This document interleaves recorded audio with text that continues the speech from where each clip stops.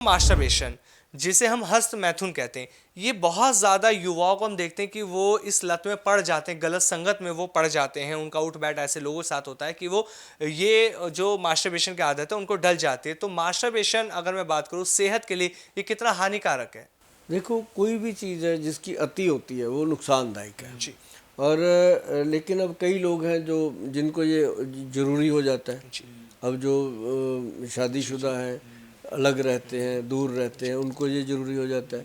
तो क्योंकि ये एक फ़्लो है बॉडी का। अब जैसे लेडीज़ को मेंसेस पीरियड अगर ना आए 2 मंथ तो उसको परेशानी हो जाती है। ऐसे ही मेल के अंदर ये चीज़ें बनती हैं, अगर उसको समय पे ना आउट किया जाए तो ये प्रॉब्लम आती है, सभी को है।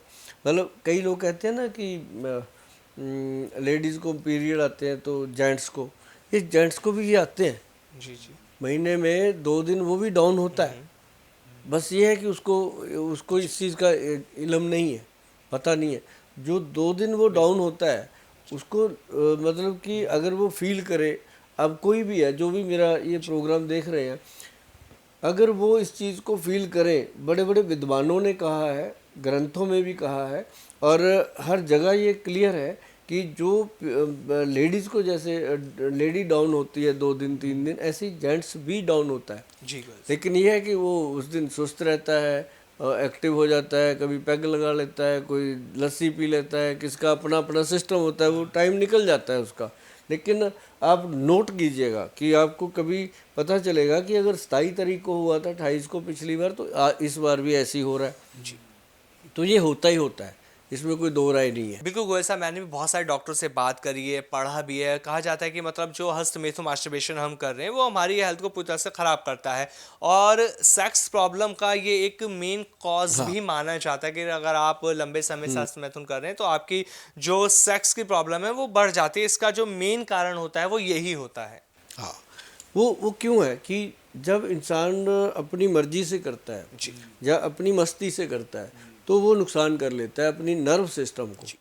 उनकी नसें जो होती हैं वो वीक हो जाती हैं। बिल्कुल। अब मैं कहता हूँ कि जो लोग ऐसा काम करते हैं, वैसे तो उनको नहीं करना चाहिए। अगर करते हैं तो वो छाछ वगैरह पीते रहें, आंवला अश्वगंध लेते रहें, और साथ में उनको सबसे ज़रूरी है कि जो जो पीनस के पार्ट हैं उसके ऊपर ऑयलिंग करनी चाहिए।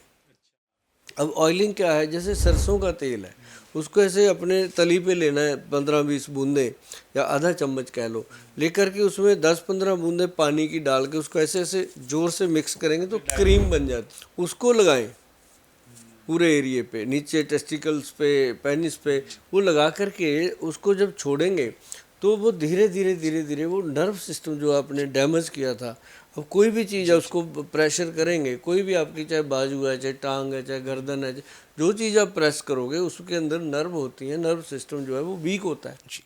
तो वो वीकनेस जो दूर होती है, अब जैसे कहते हैं जी फलाना तेल, ये तेल, अंडा तेल, फलाना तेल, मतलब वो एक पैसा बनाने की अलग बात है।